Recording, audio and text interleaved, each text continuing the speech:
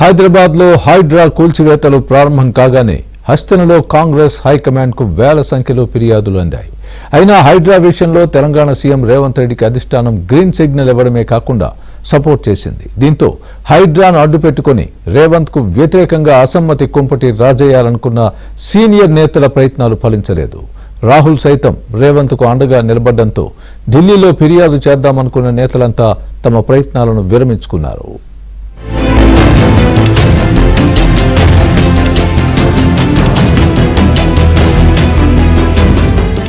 తెలంగాణలో ఇప్పుడు ఎవరి నోట విన్నా హైడ్రా అన్న మాటే వినిపిస్తోంది.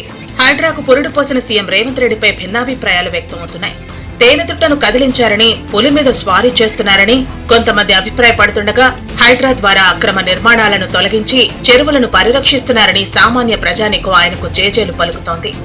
ఆరంభం అదుర్స్, ముగింపు ఎలా, ఎప్పుడు అనేవి ప్రస్తుతం కీలక ప్రశ్నలు ఉత్పన్నమవుతున్నాయి. కాంగ్రెస్ పార్టీ ప్రభుత్వానికి నేతృత్వం వహిస్తున్న రేవంత్ రెడ్డి ఇలాంటి సాహసం చేయటం పలువురిని ఆశ్చర్యానికి గురిచేస్తోంది. హైడ్రా చేపడుతున్న కూల్చివేతలకు సంబంధించి ఎన్ని ఒత్తిళ్లు వస్తున్నప్పటికీ తెలంగాణ సీఎం తట్టుకుని నిలబడగలుగుతుండడం సామాన్య విషయం కాదని పలువురు అభిప్రాయం వ్యక్తం చేస్తున్నారు.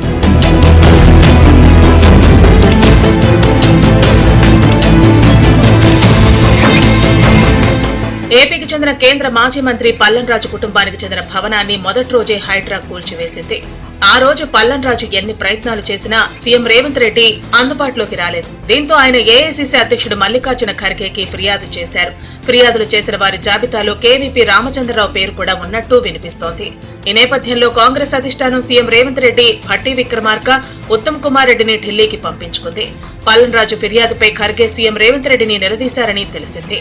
దీంతో కేసీఆర్ అధికారంలో ఉన్నప్పుడు పల్లన్రాజు ఎలా ప్రయోజనాలు పొందారో వివరించి, తెలంగాణలో కాంగ్రెస్ అధికారంలోకి రాదని ఎవరెవరి వద్ద పల్లన్రాజు వ్యాఖ్యానించారో సాక్ష్యాధారాలతో సీఎం రేవంత్ అధిష్టానానికి వివరించారు.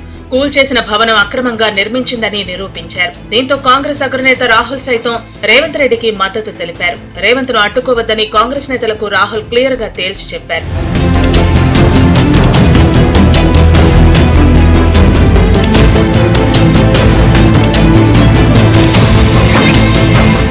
ఈ సంఘటన పర్యవసానంగా కూల్చివేతలపై తెలంగాణ కాంగ్రెస్ లో భిన్నాభిప్రాయాలు వినిపించకుండా పోయాయి. ఏ లక్ష్యంతో కూల్చివేతలు ప్రారంభించారో కానీ రేవంత్ రెడ్డి ప్రస్తుతం అటు పార్టీ అధిష్టానం నుంచి ఇటు ప్రజల నుంచి మంచి మార్కులు కొట్టేస్తున్నారు.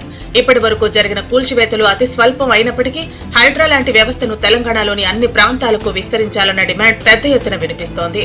బీఆర్ఎస్ మినహా మిగతా ప్రతిపక్షాలు ఈ కూల్చివేతలను విమర్శించలేదనే పరిస్థితి నెలకొంది.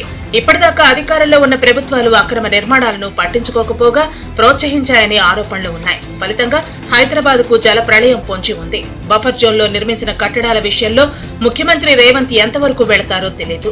దశాబ్దాల క్రితం అమల్లోకి వచ్చిన జీవో 111 విషయంలో ప్రభుత్వం ఇప్పటికైనా స్పష్టమైన నిర్ణయం తీసుకోవాలని, దీనిపై పార్టీ హైకమాండ్ కు రేవంత్ రెడ్డి గ్రీన్ సిగ్నల్ ఇచ్చినట్లు విశ్వసనీయ వర్గాల సమాచారం. మరి ఈ జీవో వ్యవహారంలో సీఎం ఏం చేస్తారో వేచి చూడాల్సిందే.